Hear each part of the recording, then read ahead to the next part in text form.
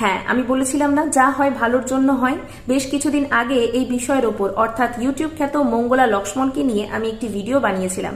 সেখানে মানুষের নানান ধরনের মন্তব্য, তুমি কি নাস্তিক, তুমি কি ঈশ্বর মানো না, তোমার মধ্যে কি ভয় বলে কিচ্ছু নেই। আসলে আমি সেই ভিডিওতে এমন কোনো মতামত দিইনি। তাদের বক্তব্য যে আমি নাস্তিক, তাই এই ধরনের ধারণা আমি পোষণ করছি।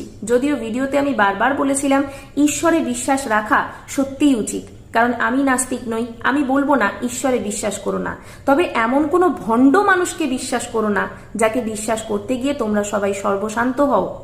তিনি বারবার বলছেন তোমাদের প্রত্যেকটা সমস্যার সমাধান মা কৃষ্ণকলির নাম জপ করেই হয়ে যাবে। তাহলে তোমরা সেখানে গিয়ে লক্ষ লক্ষ টাকা দিচ্ছ তার ব্যাংক অ্যাকাউন্টে। পেটিএম, গুগল পে এই সমস্ত কিছু তিনি কেন দিয়েছেন, কি কারণে দিয়েছেন, তার সেই বৃত্তান্ত জানার আমার বিন্দুমাত্র ইচ্ছে নেই। তবে দিয়েছেন, এটা হচ্ছে চরম সত্যি। কেনই বা দেবেন?